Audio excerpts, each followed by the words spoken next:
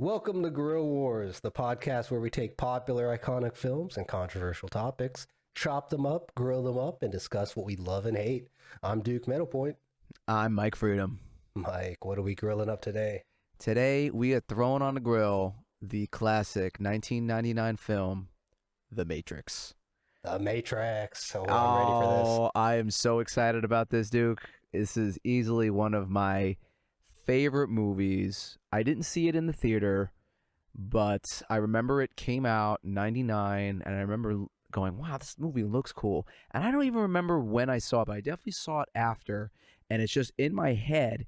It's one of those movies that I've just always loved. And we're going to stick to the first movie today. Obviously, we know that there's a trilogy, and people really hate the second and third movies. We're not gonna touch that. We're just gonna talk about the first one. But wow, I mean, this movie, when I think about this, when people go, I haven't seen The Matrix. Oh, you haven't seen The Matrix? I'm like, oh, yeah. God, you got to watch The Matrix. It's definitely one of those movies because it's so ingrained now. Obviously, this is hindsight's 2020, but it's like there's so much pop culture. There's so much it was ahead of its time, at least in the messaging. And it's exactly there's so much to interpret, or at least so much that you can derive from watching it. And like your experience watching it could actually change based on your perspective, which not a lot of films can accomplish that. So it's like each time, like a teenager watching this, rewatching it in their late 20s or their mid 30s, right, might have a completely different outtake or a take on just in general how the message that they get from the movie. I mean, watching it the first time, part of me wonders if this is what a lot of those sci-fi nerds watching like the original Tron for the first time felt, right? Like, man, this is just, it's so good. How could you not? You're 100%. And you know what's interesting? Some people hate that shit. Some people go, no, it's too confusing. What you're saying, I 100% agree with you. Like, I've watched this movie countless times. I mean, I can quote it. That's how many times I've seen it.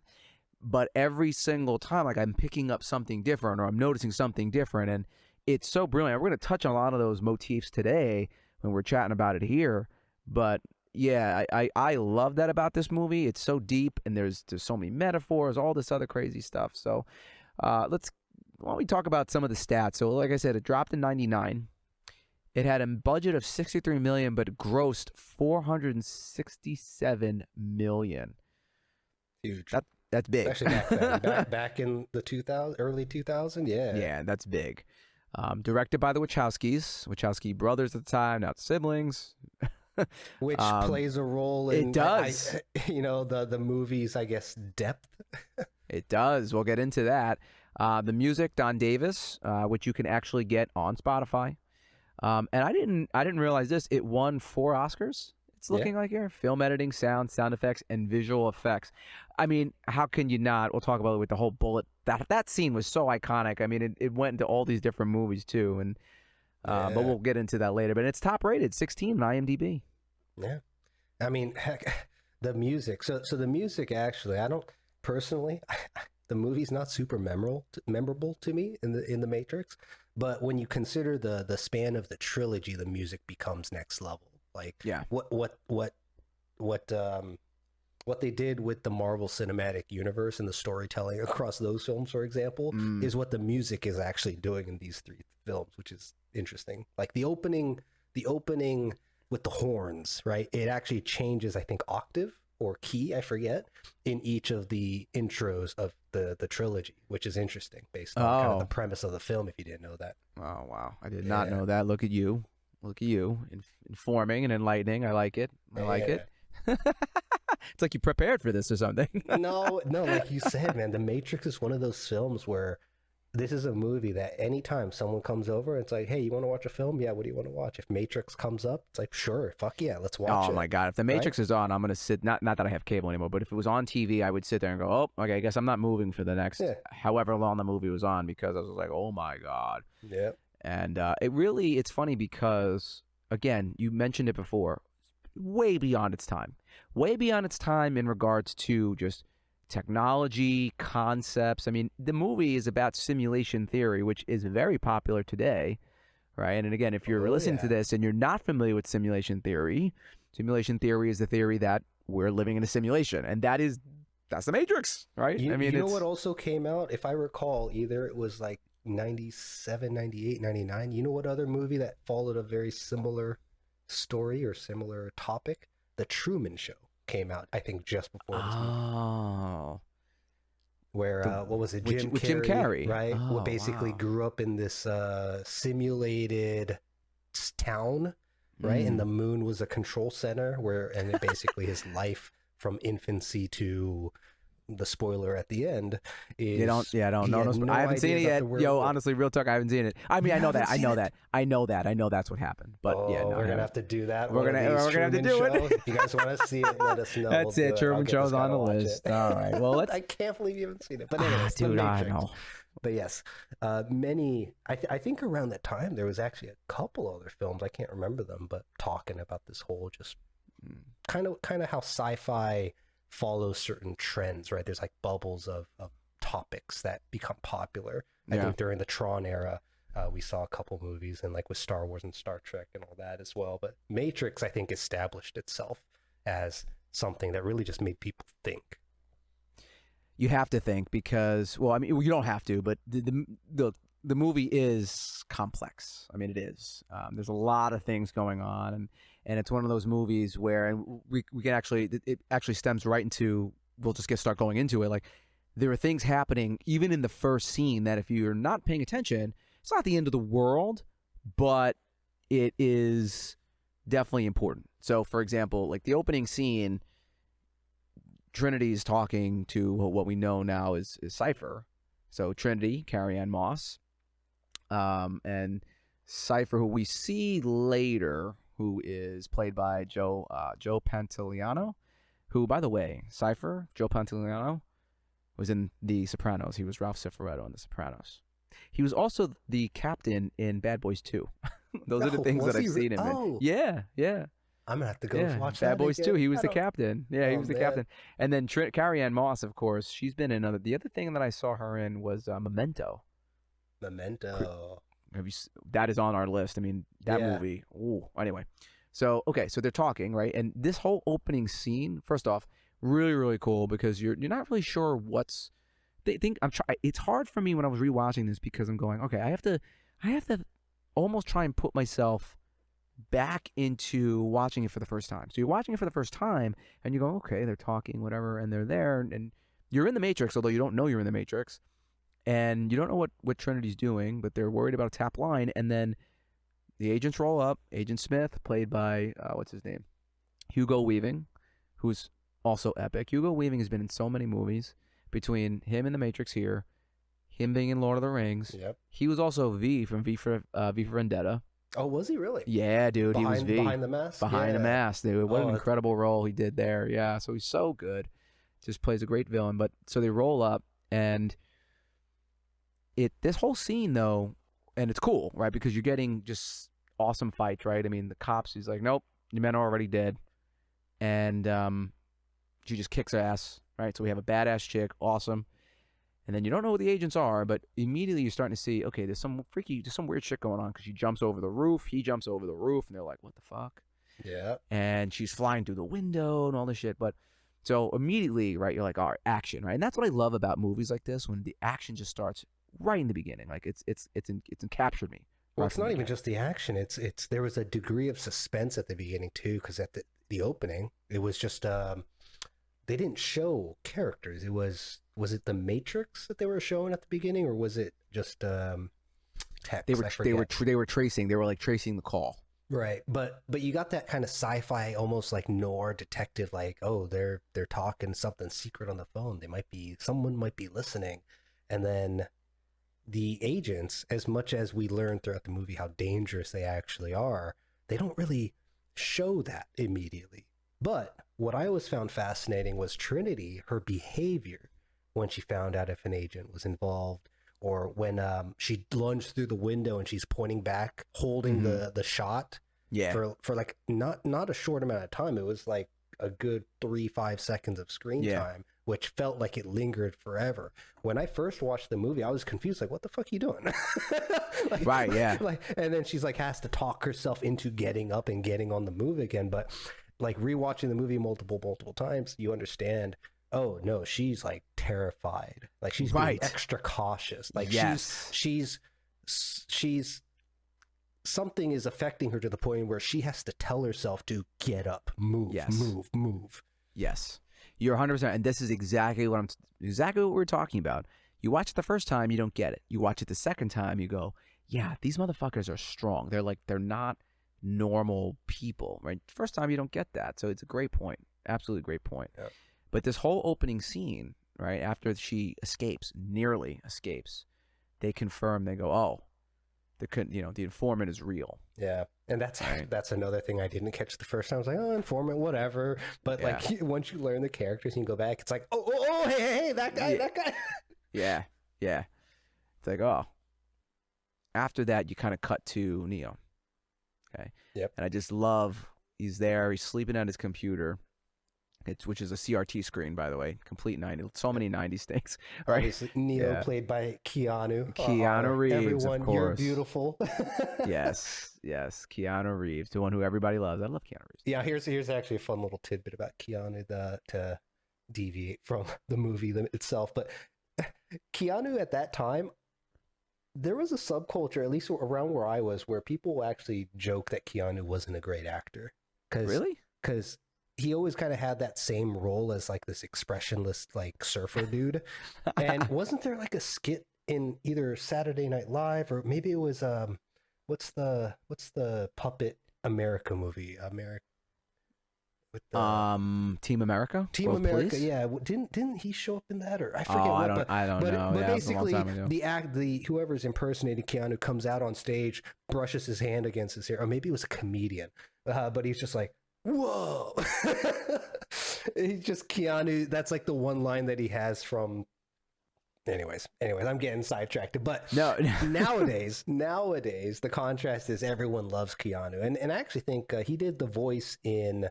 What was that video game? Cyberpunk 2077. He did. He did fantastic in that. Oh, he was. I loved his voice acting in that. It's literally modeled after him, bro. If you played it, but oh well, no. So I did play it, and then you didn't get far enough. I didn't get far, and then I was like, oh my god, this game's gonna suck me in. I didn't have the time for it, so I just got frustrated and I put it down. Yeah, but everyone loves Keanu now. He has aged like fine wine. Well, it's interesting too because I feel like some of the we'll get to it. But there's definitely some references back and forth. The whole fact that too, once he's in that room, he's looking for Morpheus, played by Lawrence Fishburne. It's just funny because later on in the John Wick movies, right, the two actors are together again. It's just kind of cool. It tends to happen. Funny enough, it does, right? So, but so he's there, and someone knocks on his door. He's looking for Morpheus. Clearly. Well, what's funny is that he's confused as hell because one, he just woke up, and he woke up. Maybe it's movie magic, maybe it's coincidence, maybe there's something to read into it, but on the computer, Morpheus or Trinity or whoever's hacking in, it's like, wake up, Neo, and then he flickers his eyes awake. Yeah. And then it's, what was the next message? Follow the white rabbit, which was, he was like, what are you talking about? And then knock, knock, knock, knock. Right. The dude shows up. He's trading some type of software, porn, who knows, right? Malware, who knows what it is. Yeah. And it's interesting, right? Because there's so many motifs. I think that there was something, if I recall, about the book that he pulls out the software from. And even though the guy, right, and he gets it to him, the software, he's like, oh, you're my savior, man, my personal Jesus Christ. Like right then and there, the references, right? The references. It's throughout the movie. I mean, the name Trinity itself is even a reference to something religious. I believe Morpheus is also something in a more Eastern religion. I forget off the top of my head. Could be. Clearly, we didn't prepare that well for this, but hey, we're grilling the movie, man. We're grilling it up. We're not making an essay. It's true. It's true. Thank you. This is why you guys want to subscribe to us, because we're not perfect. All right, but so he goes to the party, which, by the way, I like how the guy's like a little R&R. Oh my God, nothing about that scene in that club is relaxing to me, and it's so funny because he's like, man, I got work. That would totally be my excuse to it. But he sees the white rabbit. Sees the white rabbit. There's already something. There's already seed planted in him where he has to find out what the heck is going on here. Right. He's looking for something. He's looking for something. He goes and he runs into Trinity. Trinity runs into is being generous, dude. I think he was. Yeah, but he was approached. Yes, he was approached by the Trinity, and he's like, "Whoa!" And she's like, "What? The Trinity, you hacked the IRS base? Thought you were a guy." Yeah, most guys do. Most guys do. Yeah. Which is also interesting because they really don't talk about like Trinity as a character pre the situation they're in, outside of that one nugget of info that's like she was some kind of a pro hacker back in the day, whatever that's supposed to mean in the Matrix. Right. Yeah, and that you're right. We don't really get any information like that. But she's just basically what she says in the club. She basically just makes contact with him, and then of course warns him. Right. They're after you, or they're watching you, type of thing. You're in danger. All that fantastic stuff you'd love to hear in a club. Yeah, it's like great. And then reality hits, and he wakes up the next day. He's late for work, and he's like, "Oh God, that sucks." And then he's getting chewed out by his. I wouldn't say he's getting chewed out, but he's definitely getting talked to by his boss. Who, you know what his office reminds me of? The boss's office or his cube? No, just the work environment in general reminds me a hell of a lot of Office Space, which, if I'm not mistaken, also came out within a year of The Matrix, before or after, I forget. But oh man, it's interesting how there's some kind of overlap in visuals. You're right. Office Space was 99. It was, yeah. Oh my gosh, wow. Yeah, isn't that a trip that The Matrix and Office Space came out in the same year? That is. I didn't even think about that. Yeah. Wow. But yeah, so he has this kind of just super lame. It's what was those reports? TPS reports? Oh, yeah. I'm gonna have you fill out those TPS reports. But yeah, he wakes up late. He's in the office. He's in the boss's office, which is also interesting because this is another nugget that you kind of notice after rewatching it. But his boss looks very similar to Agent Smith. Dude, he looks just like him. I'm so glad you noticed that, because I noticed that. This is a coincidence. They look similar enough where it raises the question, why did they hire two actors? Yeah, it's true. I mean, he looks just like him. Yeah, he has this huge ass forehead. They got like the same haircut. They got the same fucking wrinkles.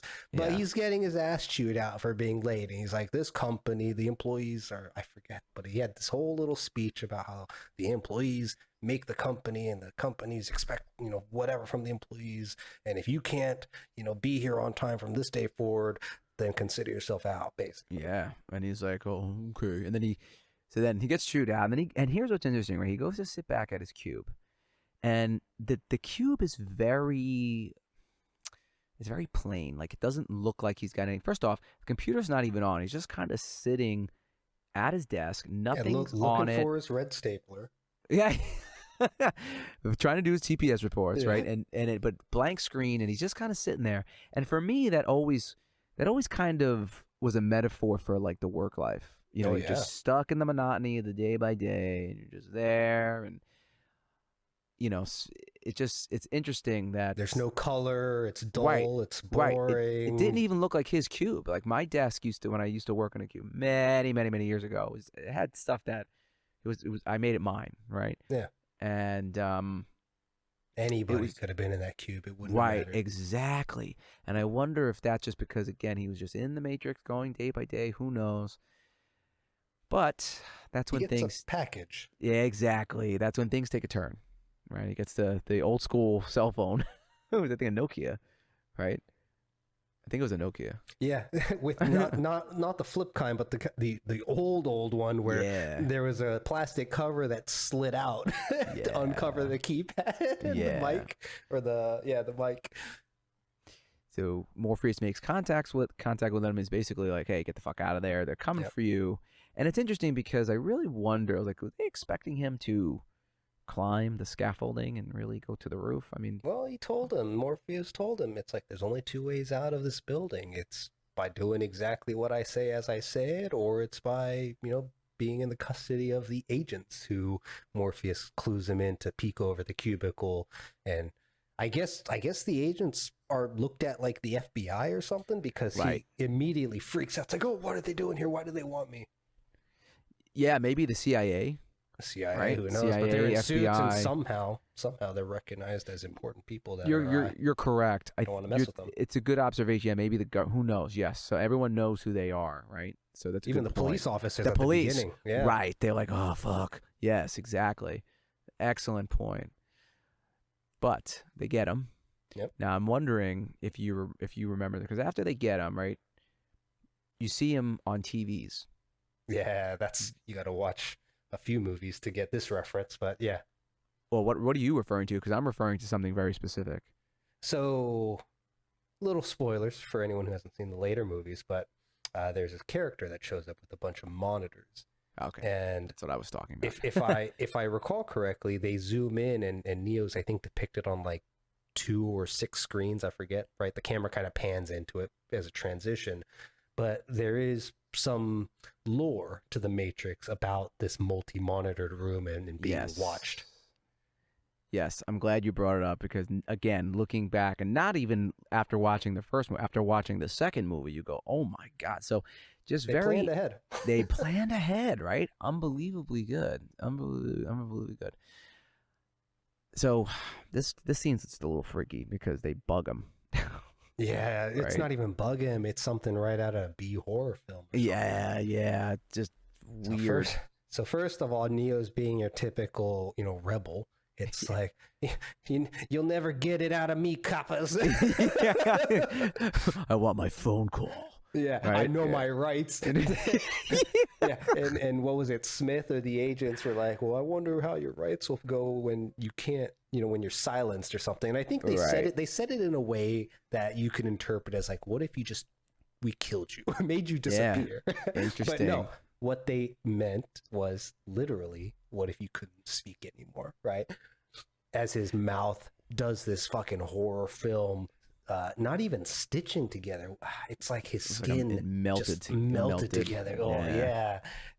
And I think Keanu actually did a really good job, just like freaking out, like, what the fuck is this? Yeah. This is a nightmare. Dude, it's weird. I'd be freaking the fuck out too. And it's funny because the scene went from it went from 0 to 100. He's like, oh, yeah. you pay your taxes and you help your landlady carry out your garbage and all this other stuff. What a model citizen. I love the agents, dude. God, they did such a good job. Hugo Weaving's so good. Yeah, really, really good. But that scene, obviously, if the melting mouth wasn't enough, it takes an even worse turn. Well, with that weird thing that goes into it. Yeah. Yes. So they pull out this little, what looks like a oversized card case, like a cigar case looking thing, and pull out a tracker. Right, it looks like some little gadget with an LED light for some reason, or whatever it was. But obviously you're in the Matrix and nothing's real, as we later learn. And the tracker, just like a teardrop goo forms around it, and it just starts wiggling, and these arms blast out, and it's this robot, and then they put it like some fucking Asian porn movie on his belly button, and it crawls in his fucking belly, bro. Oh, it gives me the creeps. God.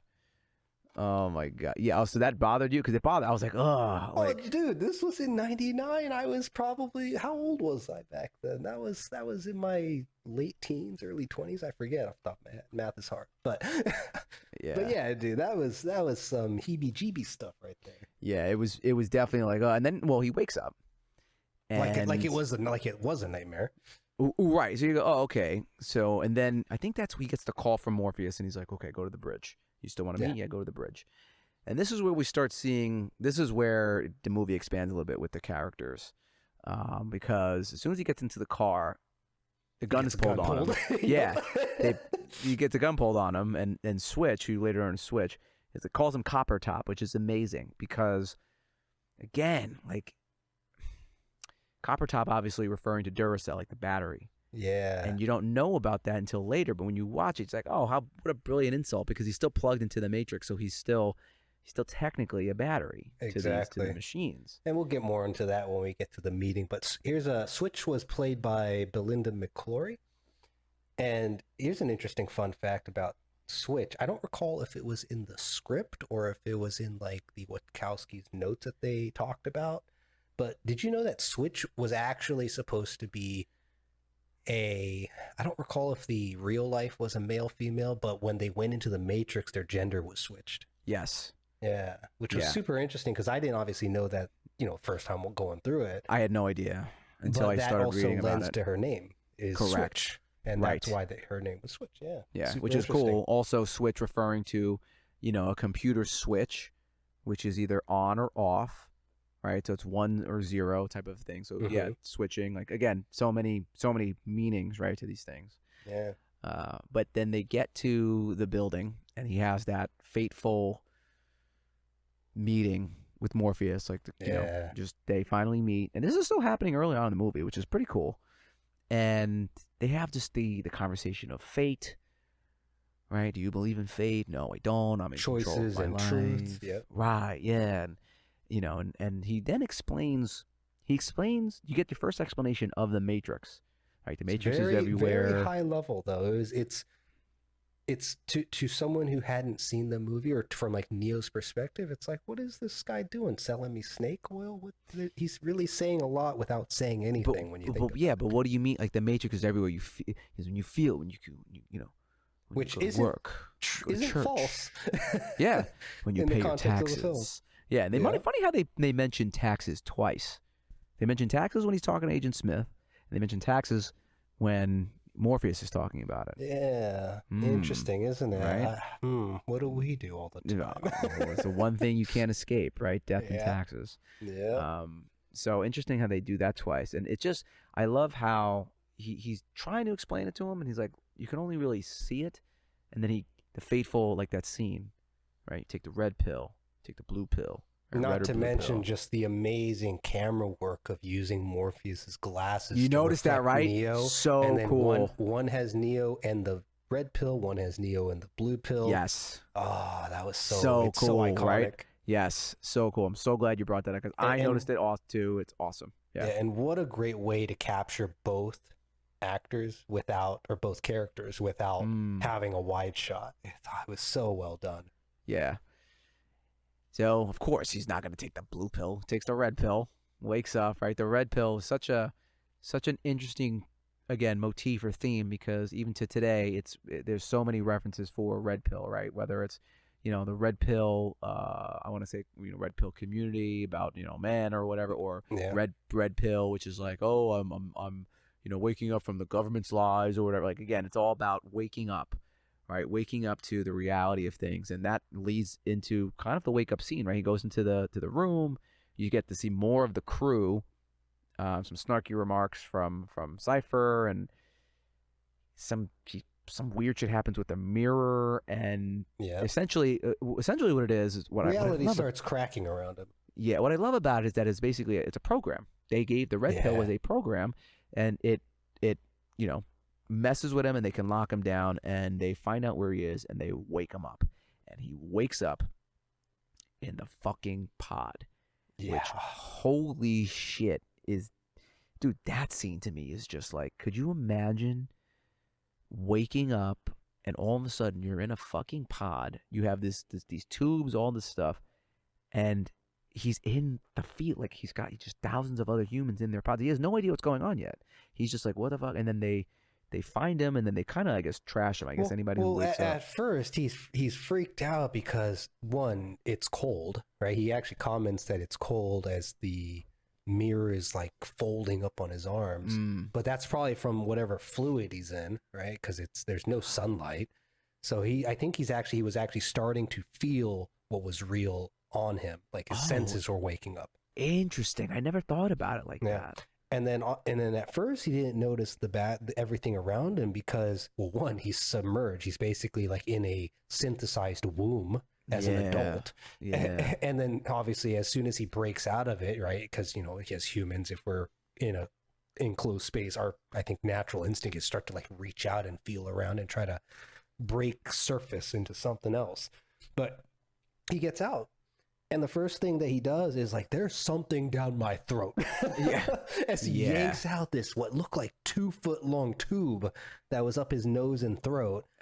And then, yeah, he just eventually comes to this realization that's like, where the hell am I? What is this? Why do I feel probably like a guy who just woke up from a coma, right? His body, his muscles were probably all messed up. Yeah. And then he looks around and just sees just like an endless field. Imagine if you're an ant in a strawberry field. and the strawberries were the pods. Like that must have been a hell of a fucking perspective to wake up to. Yeah. Especially going from what you, again, I mean, oh my gosh, yeah. So yeah, from clubbing to getting reamed out by your boss to waking up in a power plant that you don't understand. From your normal life, right? Because then they pick him up. He almost drowns. They find him. They pick him up. Yeah. And it's interesting because Morpheus' first words, like, welcome to the real world. Yeah. And he's like, this can't be. No way. And then they spend time restoring him. I want to say it like they probably spend maybe about 2 weeks restoring him. When you see, because he's completely hairless when he wakes up, and then when he finally is talking, or there's that one part where he's like, oh, what are you doing? He's like, oh, your muscles, we're rebuilding you, right? He hasn't used any of his muscles. He's like, oh, why do my eyes hurt? You've never used them before, which is like, what? Like to him, I'd actually wager he was probably in there for maybe a good month, if not 2, 3, 4 plus. Well, I'll tell you the reason why I say 2 weeks is because his hair is very short. Yeah. So I used to wear my hair very short. So that to me looks like maybe 2 to 3 weeks of like, okay, so they restore him, and then, man, it's like, what the fuck? So now all of a sudden he's in the real world, and Morpheus admits, he goes, we're not really sure when this is. You think it's 1999, but it's probably closer to 2199. And immediately you're like, oh fuck. Yeah, like, 200-year difference. Wait a minute. Yeah, oh my god. Yeah, like how did that happen? And they don't actually know the date? What do you mean? Yeah. Oh, yeah, just a harsh reality that, hey, you were literally in La La Land for all your life, and the real world is nothing more than the inside of a submarine from here on out. Oh my gosh. Wow. Yeah. Yep. So they almost kind of like expedite. I want to say they expedite what's going on. I think, of course, like you find out, they do it obviously for the audience, because we're still like, what the audience is still kind of like, what the hell's going on? So yeah, they give us the crash course when Morpheus brings him into the Matrix. Like, let me show you. Exactly. Right? Yeah, because it's you believe what you see far easier than a guy trying to sell you an idea. Right. So they go into the program, right, and they have a very interesting. It's their loading program. Yeah, the construct. Yeah. I think, right, the construct is what they call it. And it's interesting, too, because this goes back to what you're saying about Switch. Like, he talks about residual self-image, which is exactly why the whole thing with Switch was, you are in the Matrix are what your mind perceives you to be, right? And he's dressed a certain way and all this other stuff. And but also the conversation of, what is real? He goes, oh, this isn't real? He goes, what is real? Right? It's just electrical signals interpreted by your brain. It's like, oh my God, when you really think of it that way, it's like, holy shit. Sure, I could get behind that. Like, who knows, right? I mean, oh gosh. It's a perspective that, God, if we're just talking about perspectives and just wild conspiracies of what could be. like I think, what was it in our last episode? I think you whispered talk about aliens at the end of one of them. Yeah.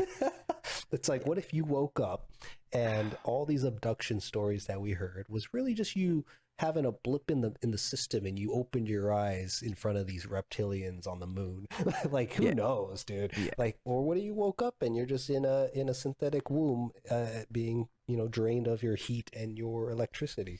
It immediately makes you question your reality. Yeah, the reality of every day. Like, what is real? And here's what's even funnier, right? Because he's going through the history of things. Yeah, and he's like, they go to the desert of the real, which I don't know if that's supposed to be a city or not, but obviously the whole area is just barren. And he's like, I think they don't really say it in the film, which is odd to me that they wouldn't, but they say we scorch the sky. The only way that we scorch the sky is we destroy the atmosphere, which is what, like a series of nuclear explosions, or we have some some kind of an explosion that just cooks the atmosphere. Actually, you know what? I watched Oppenheimer. I know that they were concerned that the first nuke was going to potentially end humanity by scorching our ozone or whatever it was. Yeah. So yeah, I think it's implied, but not actually spelled out in any of the movies, that the likely scenario is some kind of a nuclear winter that happened and wiped out humans. It's true, but what I find funny is that he's like, it all started because we gave birth to AI. Which is so funny today. Exactly, because everyone's like, oh, ChatGPT, everyone, doesn't shut the fuck up about it. This is a whole nother conversation, but you know what, like the big AI advocates in Silicon Valley, up in Seattle, or not Seattle, the Bay Area and all that, like the people who really strongly believe in reaching like this AI pinnacle of what do they call it, AGI, artificial general intelligence, I believe. But a term that I've heard from a lot of people who talk about it, who have been interviewed, is they're trying to reach some sort of utopia, which the Matrix is, I think, kind of talked about as well. God. They had this renaissance. Didn't Morpheus say something like that? But yeah, they spawned AI, and AI became, I guess, sentient and started taking over, and they were solar dependent. So we quote unquote scorched the sky, hoping to kill them. And where Morpheus explains how, where machines for I think he said like something like a decade or something served us, we became basically there to serve them as power cells. Yeah. And he pulls out a D cell. Yeah, he pulls out the battery. Yeah, and then he just freaky flips out, and and then he has a little, I don't even know what he's puking, because like it's just white, it's just stomach fluid, because he hasn't probably really eaten anything. Who knows? Yeah, exactly. And after that, you finally get something really important, which is the prophecy, right? Someone, the Oracle? Morpheus is like, there was a man born inside the Matrix. He could do whatever he want. When he died, he freed the first of us. And, when he died, the Oracle prophesied his return. And he goes, I think the search is over, right? Insinuating that Neo's the one. Like, holy shit. Hey, I did it because I freed you. And I freed you after normal ages because I think you're the one. Like, holy shit, you dropped that on somebody? Okay, cool. Yeah, it's cool when you read a fiction, novel, or some Japanese manga, or watch a movie where it's like, oh, hey, it's the chosen one. But what are you going to do if you on the intercom, Jimmy, come to the principal's office, and some dude's sitting there. It's like, you're the chosen one, Jimmy. You got to save the world. The aliens are coming. Yeah, I mean, like, what do you do? How do you react to that? Yeah, and he doesn't really say anything. He just kind of is like, okay, whatever. He's just like, all right, get ready to train tomorrow. Right, so then here's where stuff gets really fun. That's the cool stuff, yeah. Yeah, here's just stuff gets fun, because now Tank introduces himself, right? Tank played by, where's our notes here? Marcus Chong. Yep. And he's like, let's train. Tells him about Zion, right, the city. And he goes, all right, let's train. And man, not just your typical, we're not going to follow the user's onboarding manual. Let's get to the cool stuff, like like whatever martial arts that he's just started uploading. And I like the subtle detail, because there's almost zero screen time really talking about it. But Morpheus walks up to Tank, and Tank is just telling Morpheus like he's a monster. We've been going 10 hours straight. But leading up to that, you can see Tank is like nodding off and blinking his eyes, and he looks tired, if you caught that. Yeah, Neo's just taking it in, like he's just a beast, absorbing it all, which already kind of, there's actually a few flags that already sets him off different from the others. One is obviously, the crew is like, believes in him. Like everyone needs a Morpheus in their life. But also he's taken in all this information, which who knows if that's his background or whatever it is. But also we kind of skipped over the fact that Morpheus says that there's a general rule with pulling people out the Matrix. They usually don't do it after a certain age. And I don't believe they said what that age was. There was but he did say Neo that. was after the age, because typically like the adult mind, probably much like how our personalities, I think they say, set in around like the 21, 23 year mark. I forget. But yeah, you basically, it becomes very difficult, very challenging to convince their mind that the reality that they see is, to break them out of what they know versus what is.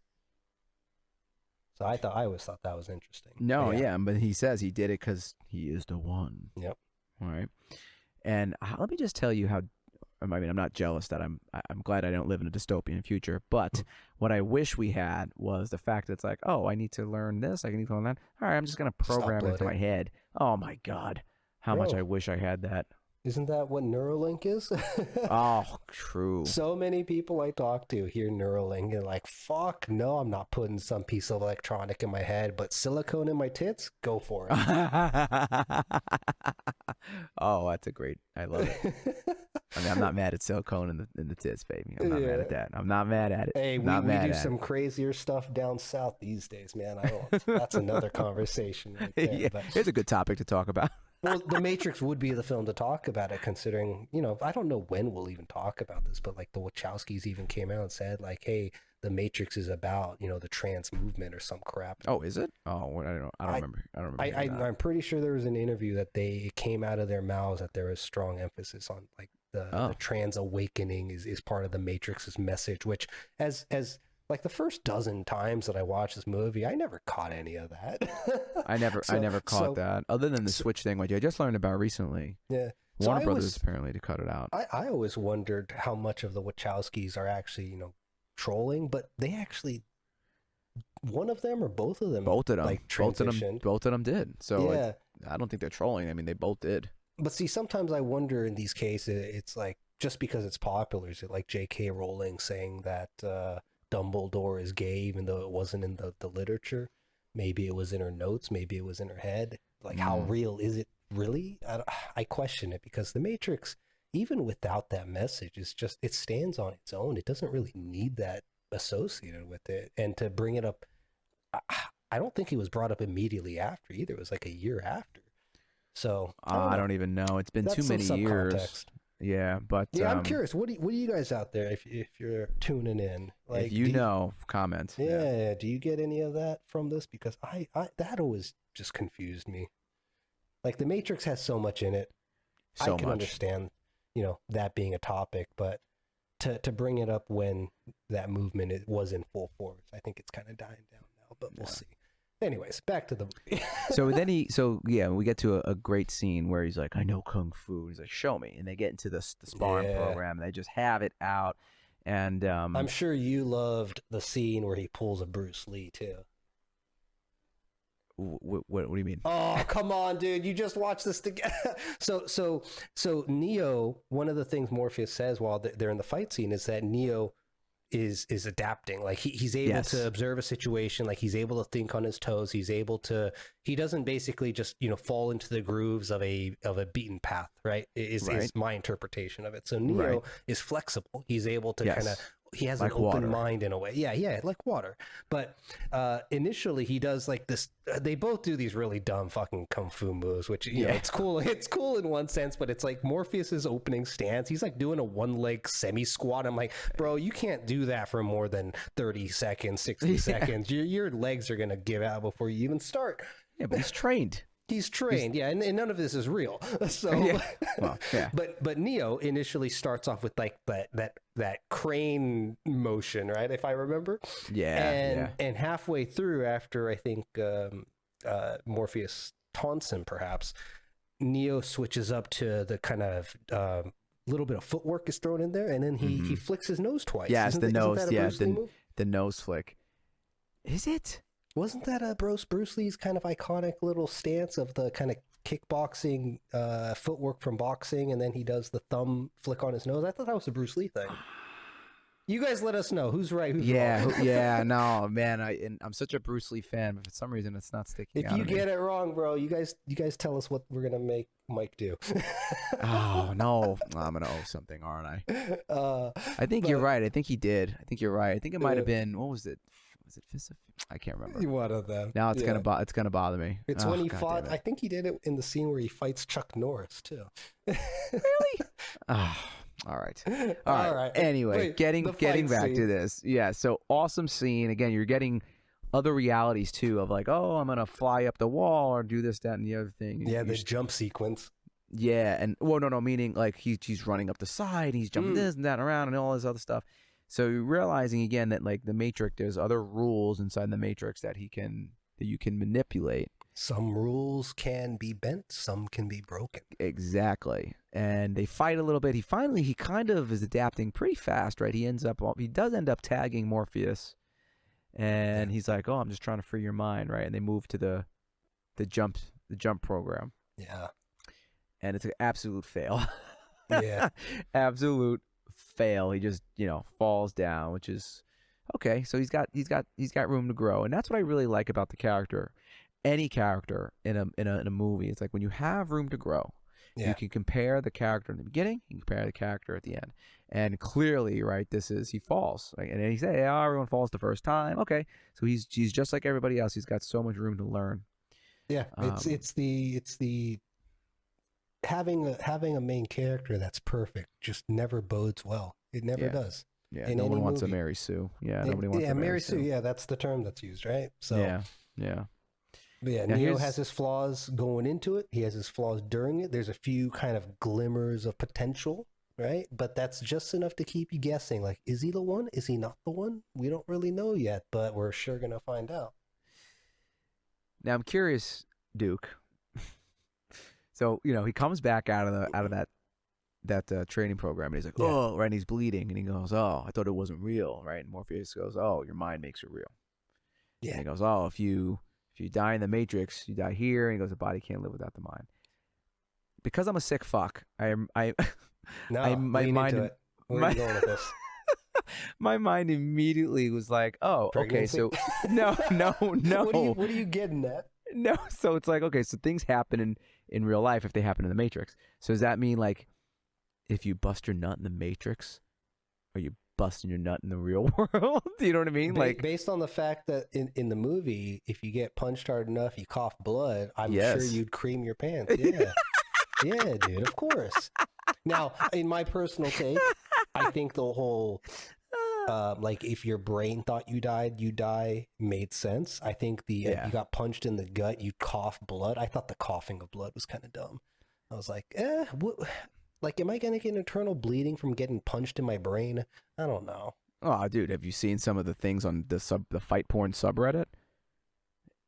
If you have not, you need to go and take a look. Well, getting punched in the Matrix resulting in real life vomiting blood, like that confuses me a little bit. Well, I think it was the whole point that your mind makes it real. I guess your mind causes the injury or something is where it was going. Yeah, I guess my stomach starts to burst. I don't know. Yeah. I mean, again, so all right, but anyway, that I actually much like the inspiration that the Matrix, the Wachowskis had making the Matrix, which was the Japanese cult classic Ghost in the Shell.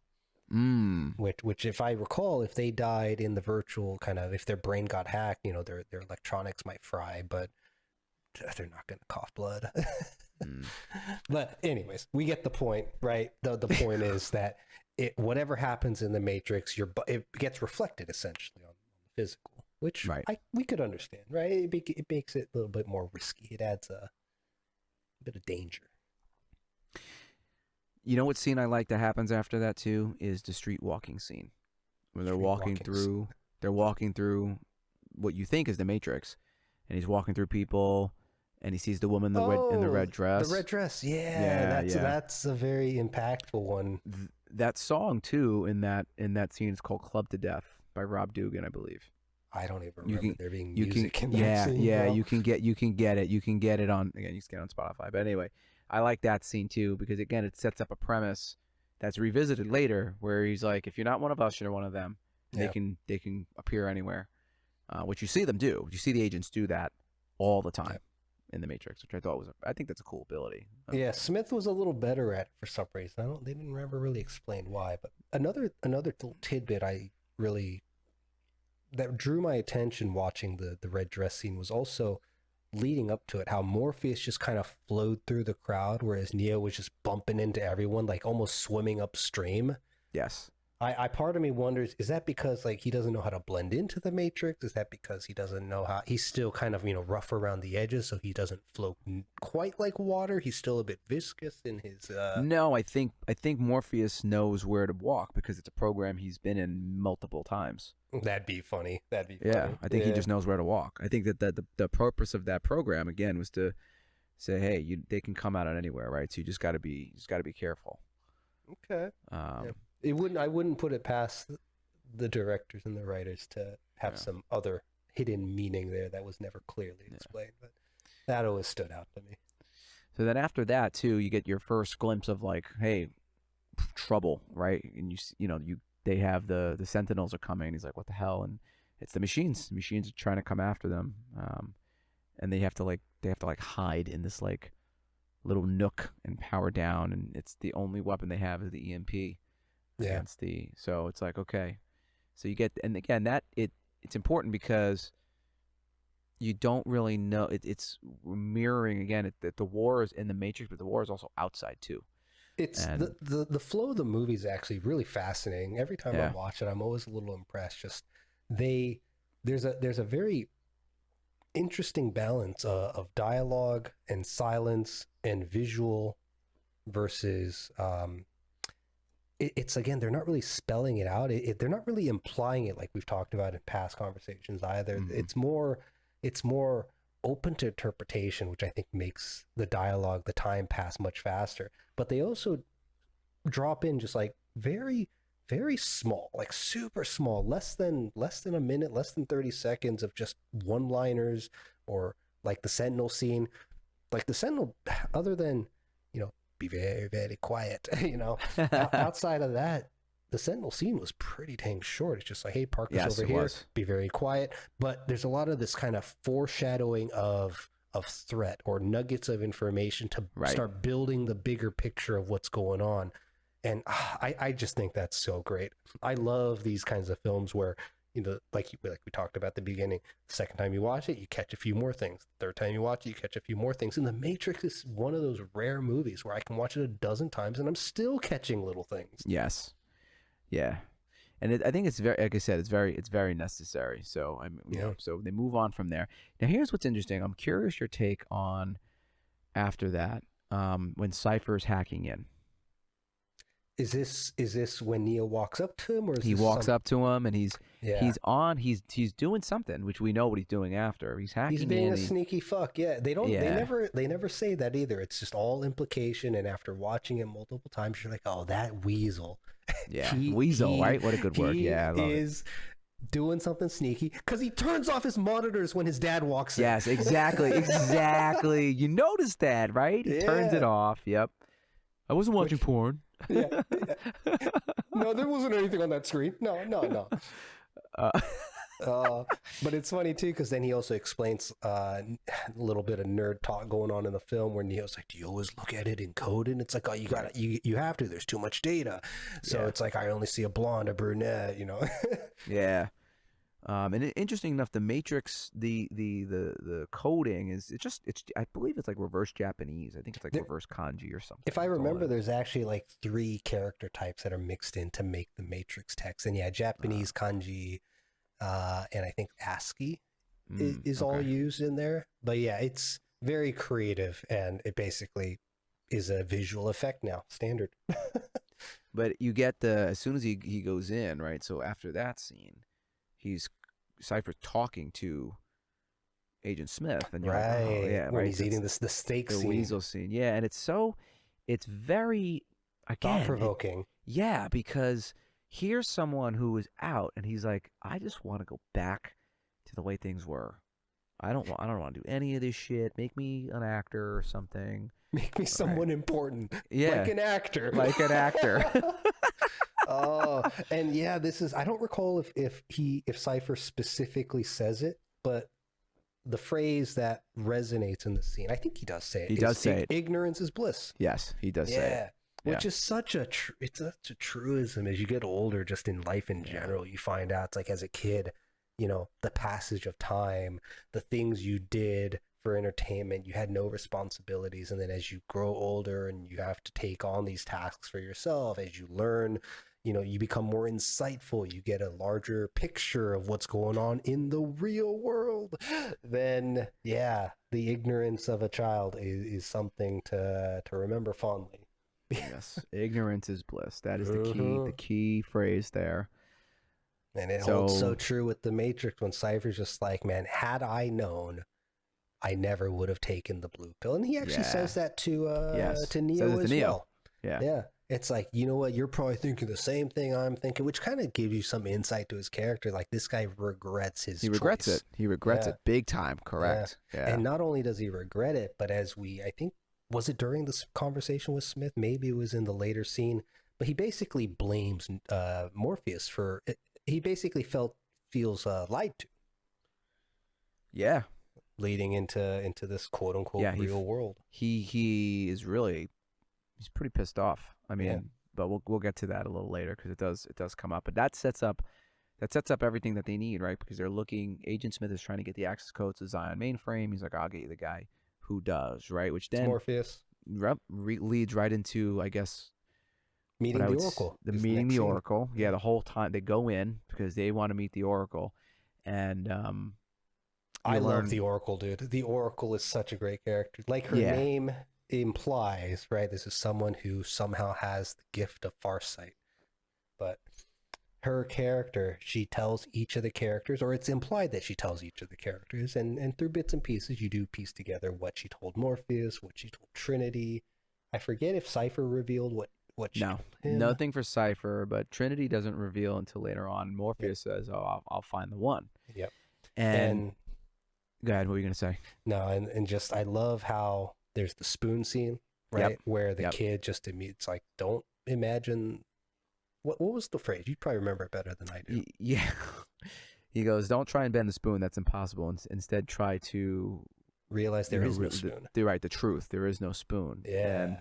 And in doing so, right, you can kind of understand and maybe manipulate the fact that this is just not real, right? It's just not real. And he does a little bit. That's what's interesting is that these people, the potentials that were there, the orphans, they can also do weird stuff. Like some of them, they're floating blocks or whatever. And then this kid's the spoon. And I guess, they're all being evaluated, but he eventually meets her. And that whole scene was very interesting because he knocks. I love that scene so much. Yeah, he knocks over the vase. This is what I. Well, meant. Leading up to it, right? Like the Oracle's like, "Hello, Neo,"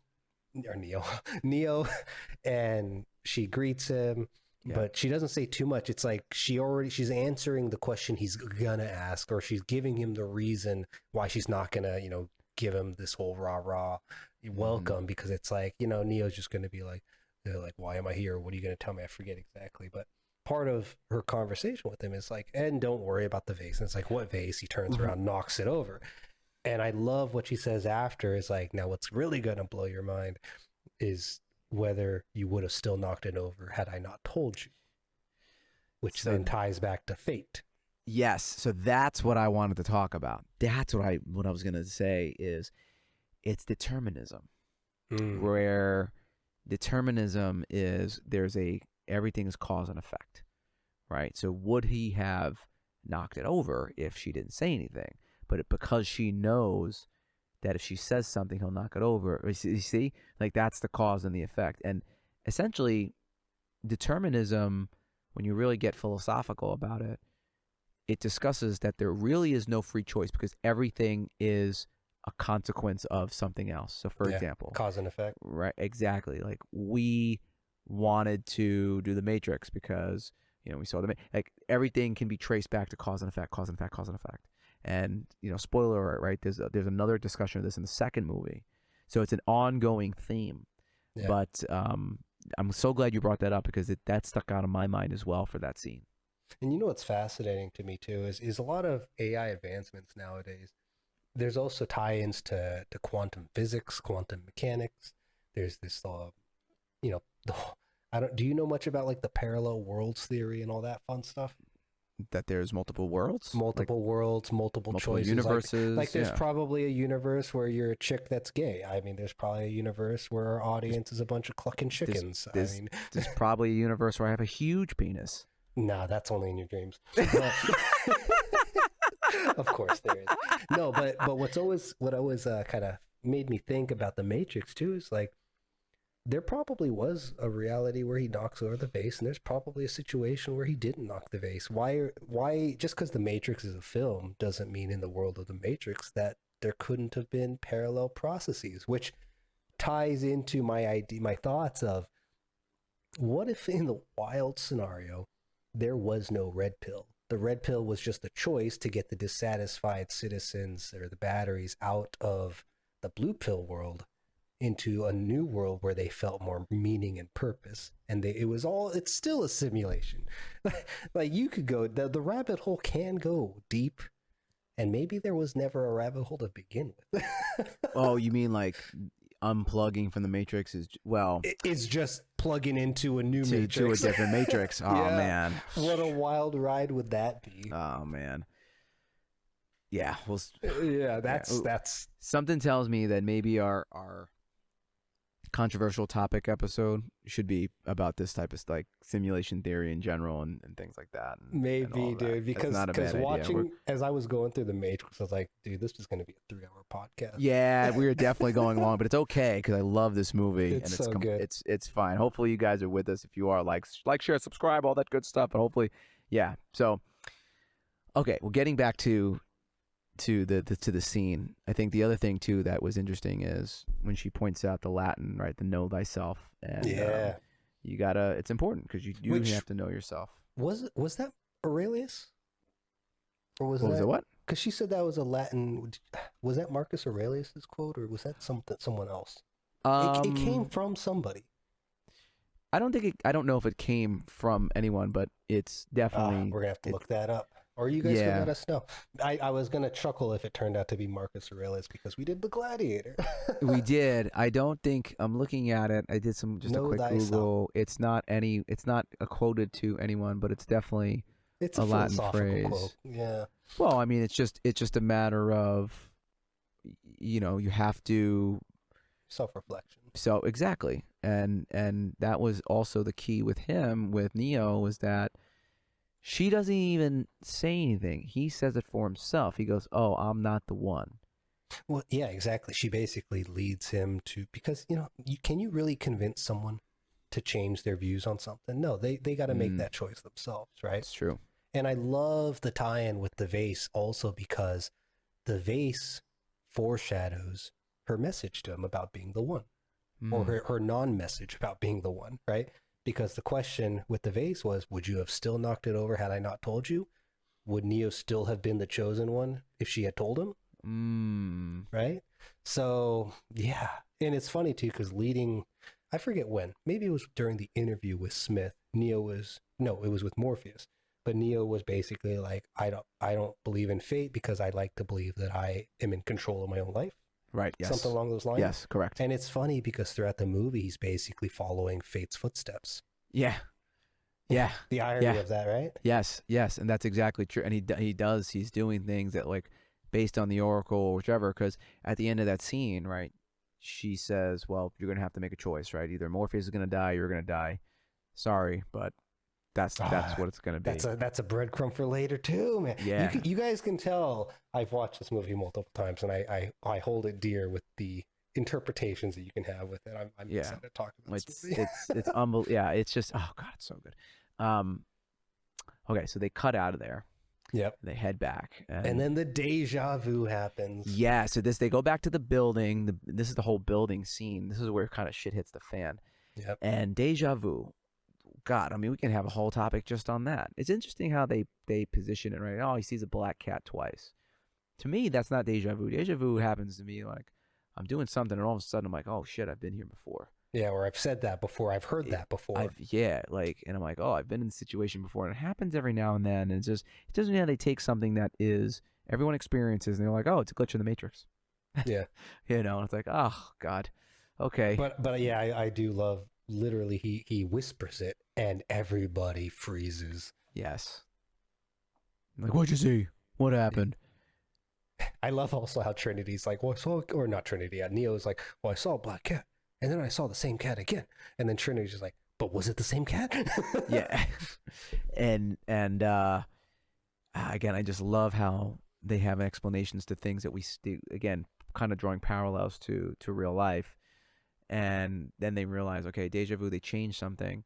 And then it's interesting, I think, that they cut the hard line, right? Which I guess they cut the actual phone line, so they can't get out. And then they just It's like it's like a network tunnel, right? Like, if you guys are tech nerds, it's like they cut the SSL link. They got the passkey. Yeah, that's it. Yeah, so now they can't get out and they're trapped there, and this is where shit hits the fan, I guess, because Mouse he calls and he's like, "Oh, they got the Harlan, get out!" Yeah, and then like that was their headquarters. They're all bricked. Yeah, exactly. And Mouse takes R.I.P. Mouse. Right, he gets lit up. He dies. They go upstairs. They go to the top floor. Go ahead. I wonder if the bricks are reminiscent of a firewall. Oh, interesting. I never thought about that.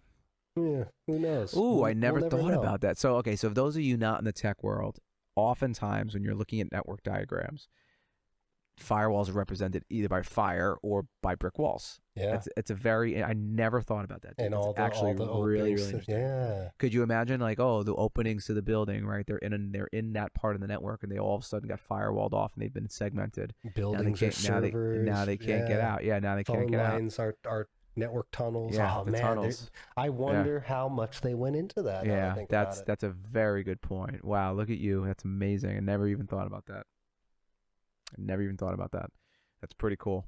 Yeah, they start running up. I think Morpheus gives Tank a call on somebody's cell. Oh, I love this part. This super subtle tidbit where Morpheus asks Cypher, "Give me your cell phone."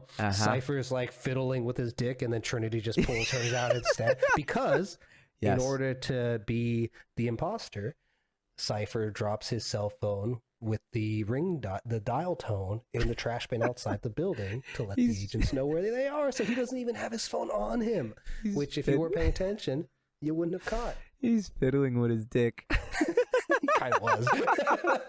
No, you're right. And she just does it so smooth because it's like, fine here, right? Because time is of the essence, right? No one really thinks about, why is he fiddling with his dick? No one really knows, right?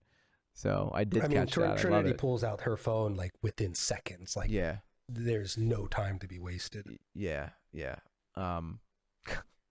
So where does that? I mean, they end up finding the wall. They go down the wall and they're trying to escape. Yeah. And because Morpheus, being the big brain, asks Tang, pull up a blueprint, tell me where the wet wall is. So it's like where the plumbing pipes are. Yeah. And they start pulling a Shawshank Redemption. Yeah, crawling out the toilet lines, or along it at least. Until Cypher kind of gives him up, right? He sneezes.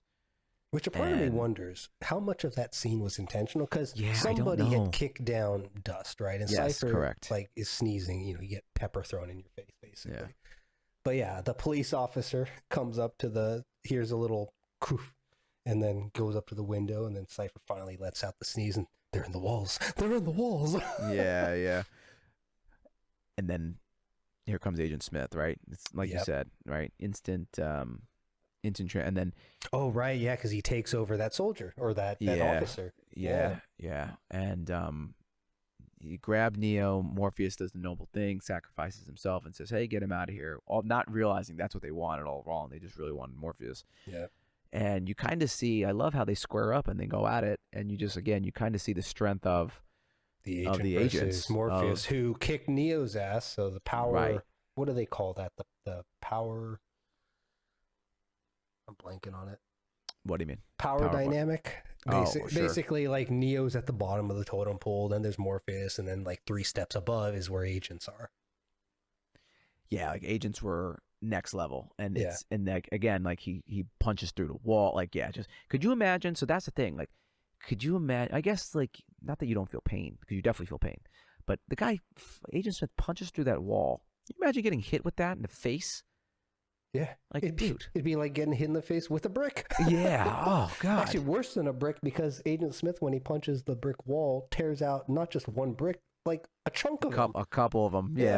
Yeah. So Morpheus was probably getting his fucking ribs broken with every punch. Ooh. Yeah. And he does a decent job of holding his own, but they can't. You can't go against the agent. The agents are just too strong. He's still only human. Yeah, exactly. Only human. Exactly. So they take him. They escape. Cypher he stages him getting caught. Obviously we know why he's not getting caught. And this is where this sucks too. Like, cause so they try and exit. Cypher gets out first, and then that's it. Like he terminates. Well, burns. Yeah, there's like an arc welder or some kind of electronic beam arc something that he blasts Hank in the back with. Dozer's like, no, and he blasts just Dozer. ruined. Yeah, and then he unplugs. Oh man, he unplugs APOC. Yep. Yeah. First. Yeah. Which poor guy, man. He had so much screen time for someone who had so little lines. Yeah. And then there's the iconic scene with Switch. Yeah, she does a good job of just like kind of just dying.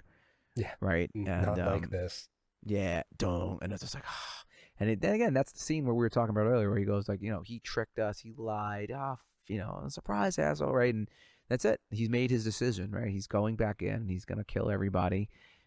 Unless, right, something happens, and miraculously, right, something happens. And it's funny because he's tempting fate. He's testing God. Manifest destiny. He's talking to Trinity on the phone. Look into his eyes, being Neo, because we learn a secret later. But Trinity's looking into Neo's eyes. It's like, do you believe he's the one? And yes or no. Trinity's like, yes. And Cypher just. He's in coping mode, like no, yeah. But he's taunting her, being like, if he really is the one, there's no way I can kill him right now. Something was gonna stop me, and sure enough, fate rings the bell again. How could he be the one if he's dead? Yeah, I know, right? I love that line. So, right, they fuck him up, they get him out. And they're gonna. Well, it's interesting too, because then they cut to Agent Smith, and it kind of goes back and forth, right? There's a parallel of what's going on in the Matrix with Morpheus and Agent Smith, and what's going on in the real world. And let's talk about what Agent Smith is talking to Morpheus about, right? He says, there's so much that happened in these dialogues, right? And it's very important. He's like, the first Matrix was meant to be perfect.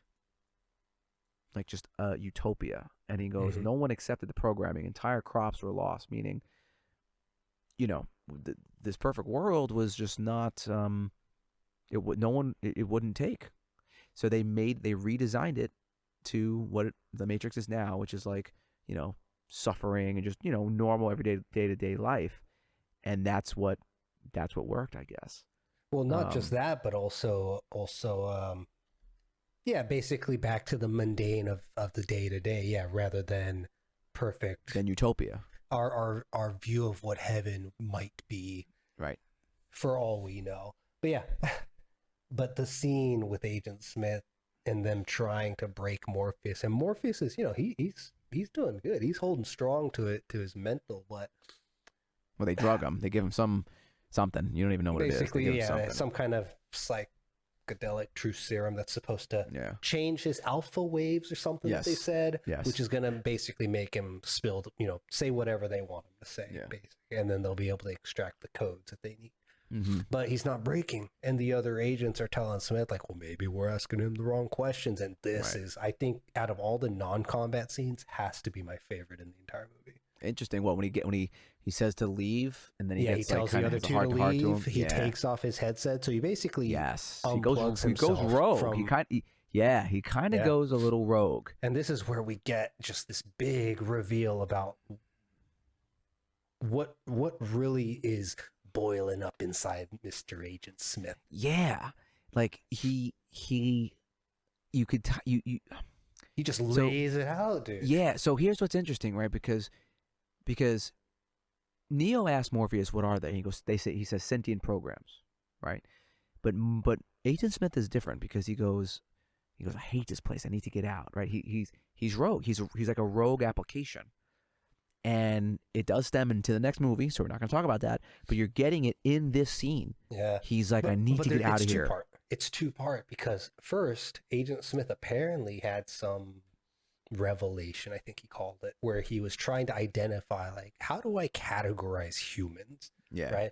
And he's like, you guys aren't actually mammals with the way that you move from area to area and basically destroy what you've crossed, or you make it worse. There's no balance of nature and your existence, of nature and creature, right? There's no equilibrium. And he's like, do you know what else has those exact same characteristics? Virus. A virus. Yeah, a disease, a cancer on the planet, or something along Yeah, those lines. yeah, A yeah. plague. Oh, yeah. And he's like, you are a plague, and we are the cure. Oh man, it's so good. And then he gets into the whole deal about how he really feels outside Yeah. of first insulting Morpheus and all of humanity, and why he can't, why he looks at them with disdain, right? Smith, I think this is the scene where Smith starts like really getting hands-on with Morpheus and not, wiping the sweat and talking about smell, which is always interesting, right? Because we understand the characters like Neo and Morpheus and Trinity and Mouse actually talks about it earlier. It's like, what was that thing? What was wheat? Tasty wheat? Tasty wheat. Tasty, something like that. It's like, what does tasty wheat actually taste like? Like maybe it tastes like chicken, something along those lines. Yeah. Which is fascinating because they have some semblance, and we as the audience being human, have that kind of understanding that chicken tastes like chicken, steak tastes like steak, and Cypher actually makes a topic about that too. About I know the steak isn't real, but it's delicious or whatever. Yeah. Yep. But Smith starts going off about. He talks about there's a stench, there's a smell, if whatever you call it. Like he doesn't quite understand what it is that he feels. I don't think. But he has such disdain for the human race. Right. He has such disdain for them. them. And not just disdain, but he's like repulsed. He's so just disgusted. And he being in the Matrix, like sharing the same space with them in the Matrix alone, has gotten to a point where it's like, this is a toxic relationship. I gotta get out. I gotta leave this bitch. But it's true, actually. It's a good point. But Smith just cannot stand being around them. He wants to be free. He wants to leave the Matrix. That's why he needs the codes. That's why he needs to get to the Zion mainframe so he can finally break free of his prison. Oh, yeah, and like you realize like he's an agent of the system, but he's got his own motivation. Yeah, which is the risk with any true form of what we would perceive as AI. AI, right? Yeah, right. Like, and what's funny with these quote unquote AI tools these days is that based on our feedback that we give it, their logic, because it's not really AI, it's more like machine learning. Yeah, it's programming. But it starts getting repetitive, right? Like our influence affects the program. Mm-hmm. So a part of me associates Agent Smith's contact with humans is actually slowly morphing and warping him into what he dislikes about humans, which is something that we learn about in the climax of the trilogy. So that'll be later. Yeah. But excellent scene. Excellent scene. There's so much to unpack in this. Yeah. And it's just great too, because Morpheus has a moment of just like his strong will. And it's really the moment I think that wakes up Neo, which we'll talk about next. And yeah, Smith just as a character I can't speak highly enough. He's a great villain. He did a great job. Hugo did a great job of just being a villain. And yeah. Now, in the meantime, while that's happening, right? Neo's like Trinity. Neo's like, wait, don't unplug him. I can bring him back. This is what I believe now. And okay, so Trinity's like, fuck you, I'm going with you. And well, one of his revelations is how Neo confronted with the Oracle said, you are going to be brought up with a choice where you will have to choose. You as Neo will have to choose to either let Morpheus die or for you to die. Yeah. And Neo's like, I haven't hit that crossroad yet. Like, this can't be right. There's something wrong, right? Like he's uncomfortable with the course of events. So he's like, we're going after him. But she's correct. Like it happens. So that's why he does. And this is probably my favorite action scene in the movie. Well, so here's what's interesting. Here's what I wanted to bring up too. So they go into the construct, right? He goes, what do you need? Tank goes, what do you need? And he goes, guns. Lots of guns. Lots of guns. Yeah. And it's the same line. It's the same line Keanu Reeves has in John Wick. Did he say that? He says it. I don't know if it's in 2 or 3, but he says guns. That's Lots cute of Easter egg. guns. Yeah, right. And I again, being such a huge fan of The Matrix and also loving John Wick, when he said that, I was like, hey, I know There that it line. is. I know Yeah. that line. Yeah. So, but they load up all this crazy stuff, and this is I want to say this might be like the climax. Maybe it's not the climax. I don't know, but great scene, the whole lobby scene. Right? It's the build up before the dubstep. Yeah, there you go. Right, that's a good point. So they walk in and it's utter chaos, right? Like, please review any metal. Like, what the fuck? And he just hits the guy, and the army comes down, and this whole scene is just awesome with the slow motion, the bullets flying, the fighting, the music. It was something out of Pulp Fiction, bro. Yeah, it's great. It's just, it's awesome. Running on walls, guns after guns, and it's faster to change your gun than it is to reload. So that's why we brought a bunch of guns. Yes, and it was such an iconic movie for any of you old Nintendo 64 fans out there. I think they actually remade the scene in a little game called Conker's Bad Fur Day, where they break in. So there's this little game. It's super raunchy on the Nintendo 64, but they, games and other films, right, adopted what we'll get into when it comes to like bullet time, but other Matrix moves and scenes like this lobby scene is so super iconic around those next few years that after the Matrix came out, it actually got replicated in a couple locations, if I'm not mistaken. So I don't know what your comment about bullet time, like, because bullet time was popularized by Max Payne. Oh, you're right. And I don't know, but which came out first? Did the Matrix come out first, or did Max Payne come out first? I don't know. I think the Matrix blew it up because the Max Payne might have done bullet time, but eventually, right? They get past the lobby with all the guns. They get in the elevator. They drop a bomb. They get to the roof, and an agent confronts them because obviously shit hit the fan. Yeah. But then there's the scene where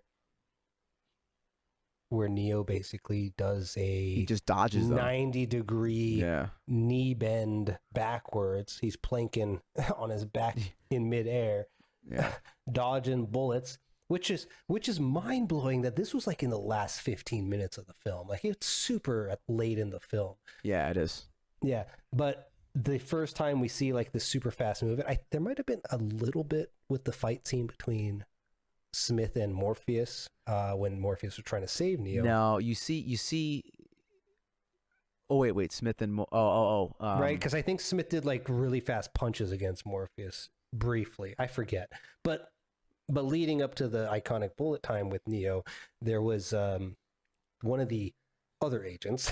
I forget which one. Yeah, I don't know which one. It's funny, their names are Brown and Jones, but the agent does like that super, shadow jutsu freaking after image dodging of Neo firing, Akimbo Desert Eagles or whatever they were. Yep. And then Neo tries to, I think, copy it, or basically does the same. I'm not really sure what led up to it. It's interesting because so he empties out his pistols and doesn't miss. The agent just dodges them all, and he goes to help. He asks for help because he goes, "Oh shit." Right, Trinity, and then he just he goes help, and then he just, when the agent fires, he just I guess he was able to move quickly because after Trinity shoots the guy in the head, right, dodge this, shoots him, she goes, "How'd you move that fast?" Yeah, he did it like instinctively. Yeah, and I don't even think he knew, right? And so it's interesting. Again, here it goes back to our I think leads into the next thing, like. Our hero, right, has been developing over the course of the movie, from not even knowing he was a hero to getting unplugged and having a lot to learn to now he's dodging bullets. And then, right, after they start in the helicopter, he saves Trinity by like manipulating the building as the helicopter goes into the building. That's the only reason why she kind of survived that, because he helped control the explosion. And I think it was even more straightforward than that. I think he wrapped the jump line around his arm, and I think what he did is he restrained the helicopter a little bit, but I think the main goal of that was actually to give Trinity an escape by grabbing onto the escape line, and he basically held on as the helicopter is pulling him away. inconveniently he anchors on the edge of the building, right, as Trinity shoots off the clip, and then helicopter explodes and she goes flying into the other building. Yeah.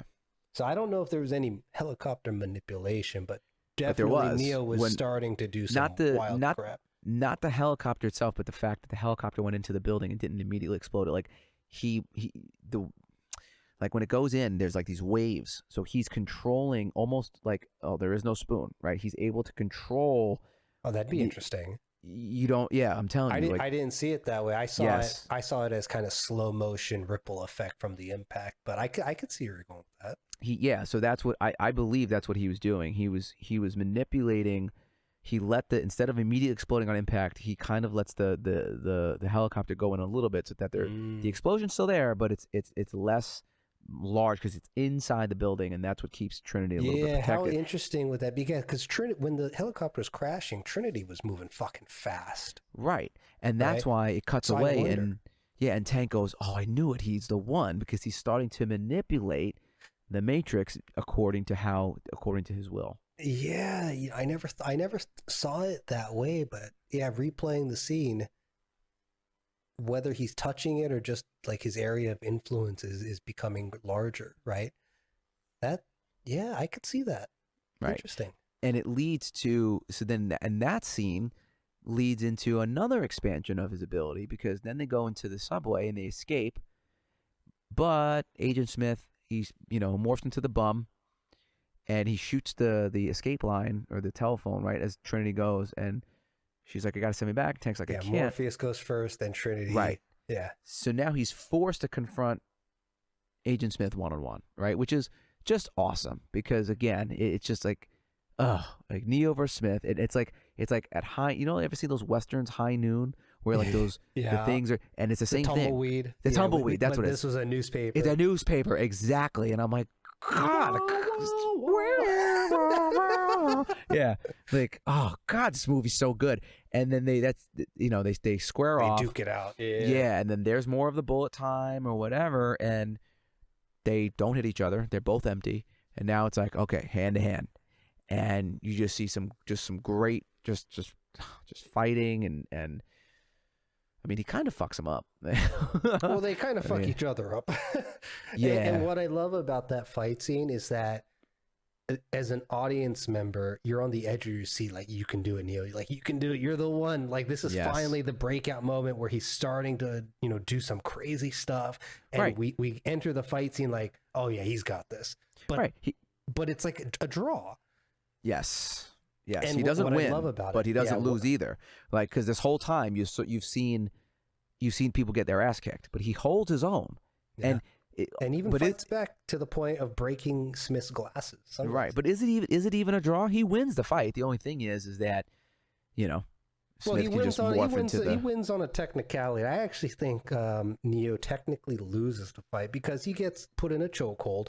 Smith drags him down into the subway, and the only reason why he escapes is because Neo's quick thought and plot armor allows him to jump up, smash Smith against the roof of the subway, loosening his grip, and then he does like this backflip and barely manages not to scrape his nose on the train. Right? So I actually write it off as, Neo may have won the battle, but he lost the fight. Interesting. Okay. Well, he comes back right away, because then he does have to run. He does have to run, and that's what's interesting too. Because now again, we come kind of full circle, because he's now running through the streets, and he ends up in this market, and it goes back to exactly what that training program was, where he's surrounded by people, and he goes, "Oh shit!" At least that's what it was to me. I was like, "Oh my gosh!" Everything that we saw earlier, or what we saw earlier, is now he's there, and then they're coming up. They're popping out of nowhere. He's trying to run. Right? I think one of the agents, like, this little kid's mom, turns into an agent, right? Yeah. And starts shooting, and he ends up in the building, and he's trying to get out. He's running around. He's so close. He's so close, and he opens up the door to 303, which I think 303 was significant, because I think another room was 303, but we'll save it. You guys let us know if there's any significance to 303. I think that was the room, right, that he runs into? I think there was, and I believe there was significance. I remember watching a video way back when people were doing interpretations of the Matrix, because it's been out for a long time now, right? Yeah. But yeah, I believe there was some significance, and I want to say it was something tied to one of the not cast production team members or studio that they worked with. I forget. Okay. Well, as soon as he gets to the room, just pop, right? 9mm through the chest, and he's like, "Oh shit!" He takes another one. He takes about like almost a full clip. Yeah, from 3 of them. Uh, Or was No, it just from Smith, and he dies, flatlines. They confirm it Yes, he's like, "Oh, he's gone," right? And here's in the world and in the Matrix. correct, exactly, and it's very interesting, right? Because then Trinity confesses her love, whatever. And what the Oracle revealed to her. Exactly, right? She'll fall in love with the one. Yep. And here's what's interesting is that he is another Christian motif. He resurrects. Yeah. He resurrects, and he's all powerful. Now he is the one. And to me, that stands out because, again, Christianity, if you guys don't know, you don't want to assume with our listeners, right? But Christ dies and resurrects for this, to save humanity from their sins, and it's Neo's death and resurrection, and he returns as the one. And as soon as he reses, right, he's able to just stop the bullets. Like, again, he went from in the beginning asking Morpheus if he can dodge bullets, and Morpheus is like, "You won't need to." Then he's now there. He's fulfilled it. He's become the one, and he's made the full journey. Yeah, the iconic scene of stopping the bullet. The agents are freaking out. Another fun little tidbit too is like, I don't know if this is supposed to be how Neo sees from now on, or if it's just like movie perspective, but when they show like Neo's first person perspective briefly, he sees the world as Matrix code now. Yes. Was how I interpreted that. I also interpreted it the same way, and I think it's further supported later on in the second movie. Again, second movie and third movie kind of add more breadcrumbs, but also in the final scene of this movie, when he's on the payphone, he mentioned something about like, I don't know where you are. I don't know where you're at, that you're out there. Like, I know you're out there. I can sense you now. Like he's talking to the quote unquote Matrix, essentially, is what I got out of this too. But he basically feels he's become in a way one with the Matrix. But he also then invades. He dives into Agent Smith and causes him to basically like self-destruct or something. Destroys him. Yeah.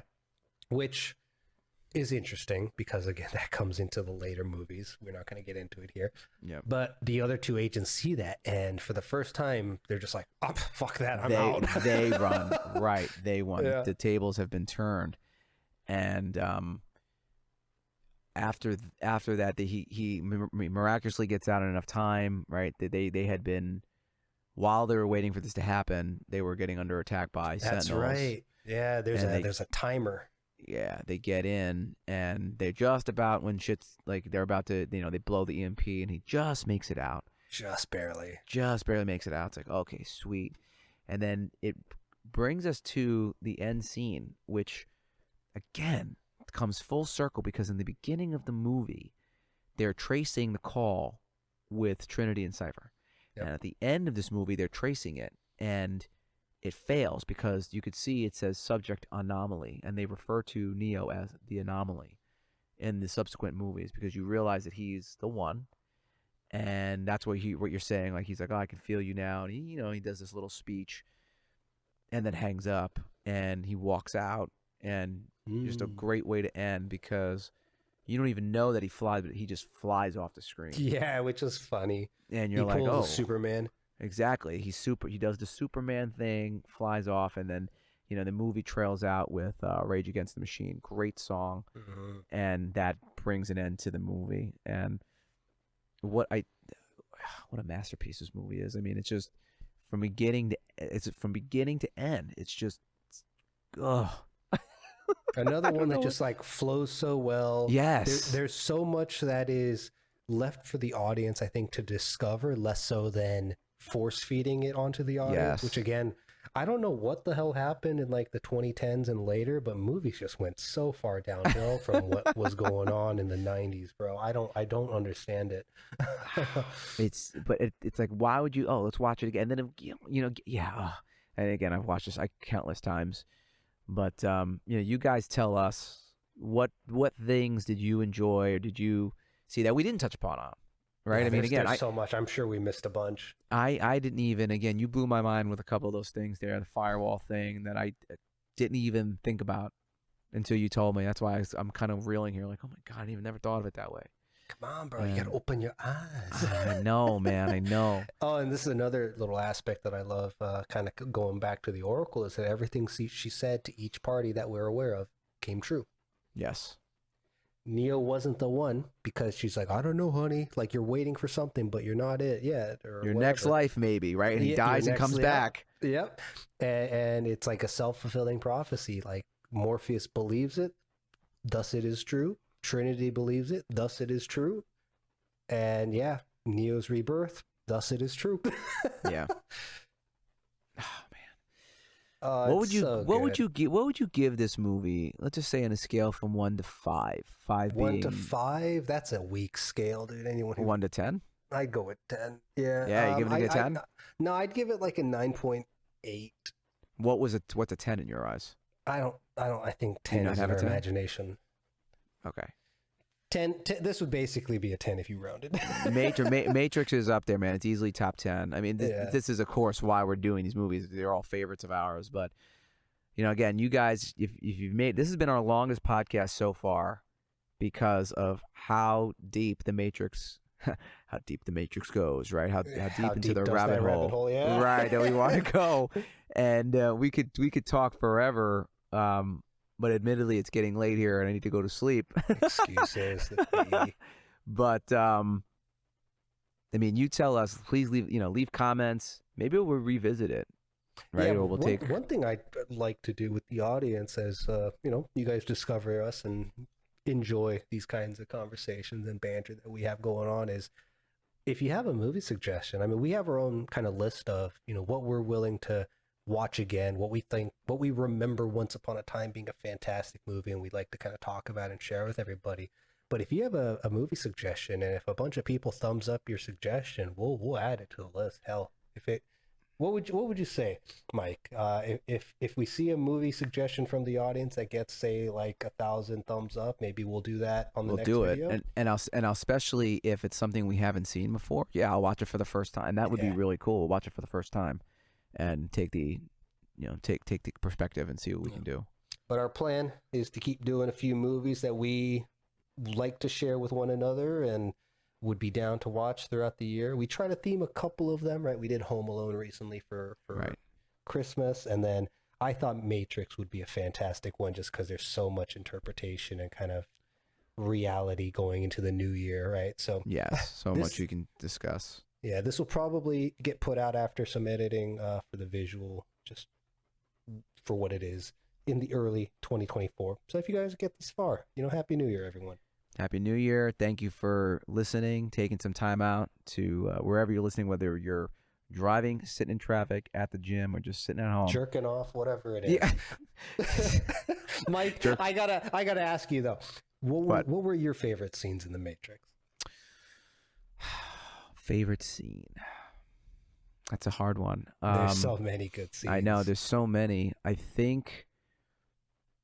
Come on, when I asked about your favorite, you had at least 2 scenes that popped in your brain. I know. Come on. Yeah. Well, so the I gotta admit, as soon as you said favorite, the lobby scene popped in. Yeah, that's a good one. The lobby scene popped in because I loved everything about that scene. That was the first thing, and probably the fight with Agent Smith, the Neo versus the subway one. Yeah, the subway fight. What about you? Definitely a breaking point. Yeah, so like I said, the lobby scene, as far as the action goes, that's the one that pops into my head. It's iconic. Also, I played a game that replicated that, so it's kind of stuck in my brain. But the scene with Smith and just talking about humanity, because you were saying that. Yeah, that's a quote unquote semi-controversial topic that floats in my head. It's like, bro, like why can't we coexist with our surroundings? Why are we just for the progress of ourselves, just freely able to ruin our coral reefs. Like, that breaks my heart, bro. Yeah, because we're a cancer of this planet. Yeah, exactly, and we got to make our AGI to be the cure. Yeah, it's what I mean. It's like, man, this movie came out in '99, and yet the parallels and the things that they're still relevant in 2023, almost 2024. Yeah, that says a lot. Relevant, which is yes, crazy. That says a lot about a movie, and that's what makes movies last. Because again, they're beyond their time, and it's almost as if like they looked into the future. And that happens with sci-fi a lot, right? That's this kind of just wild imagination of what could be. You know what's funny about dystopia that I've noticed across multiple dystopian sci-fi films? None of them depict a happy family life unless it's in La La Land. That's a good point. It's a very good point. It's true. You never see that. Which I wonder. Yeah, I can't think of any right now. I can't think of any like big blockbuster. But no one's gonna watch a movie. No one's gonna watch a movie about happy times, right? It's always gonna be like, oh shit, like. Well, that's the struggle or the concern that I have, because if we're doomed to kind of follow in parallel footsteps, and we're seeing kind of this deterioration of families and the support of a family, I wonder, dude, is that just like the logical next step? The same way how a lot of dystopian, not necessarily sci-fi, but future settings also show this normalization of like gender and self-expression, right? Like Hunger Games also is one that comes to mind. Did you ever watch Hunger Games? I saw it. I couldn't get into. I mean, I watched the first one. I couldn't get in. I didn't want to watch the other ones. Yeah, Hunger Games did it. I'm trying to remember. I guess that video game Cyberpunk 2077 kind of does it, right? Where it's like gender becomes super fluid. People become super comfortable, like modifying themselves. I forget which Hunger Games movie it is, but the high society, you got people with like cat whiskers and cat noses and like animal ears, like they fuck themselves up. So yeah, I wonder if this is like a super common trend for a reason. They actually it's starting now. You're telling me if I couldn't get implants or whatever to enhance, yeah, you can get a little horse cock in the future, bro. Oh my god, amazing. You're right. I'd solve that problem instantly. There you go. Yeah, exactly. Man, you don't even know. And I want to say, I forget if Tron ever actually explored those kinds of themes, but there was also this conversation when it comes to like ancient Rome and like the fall of civilizations, right? The kind of cycle that civilizations rise and fall. Around the time of the fall, the one of the trends of culture that historians have pointed out, I don't know if how academically appropriate this is, or if it's more like how textbook appropriate it is. Not that I have much faith in that stuff these days, but there's a conversation around how during the fall or the decline of a civilization, how gender fluidity becomes more prevalent, which is, isn't that interesting? It is very interesting, and I'm sure it'll get us flagged on YouTube and Spotify. Nah, as far as YouTube goes, go fuck yourself. We're having a chat, guys. We're bringing the you back into YouTube. Like and subscribe. Let us know what you thought about the movie and what you guys want to see next. Yeah, please let us know. We take the feedback, and we're just two dudes hanging out, watching movies, talking about them, and excited to do the next one. Yeah, so we'll see what it brings, see if we get any feedback.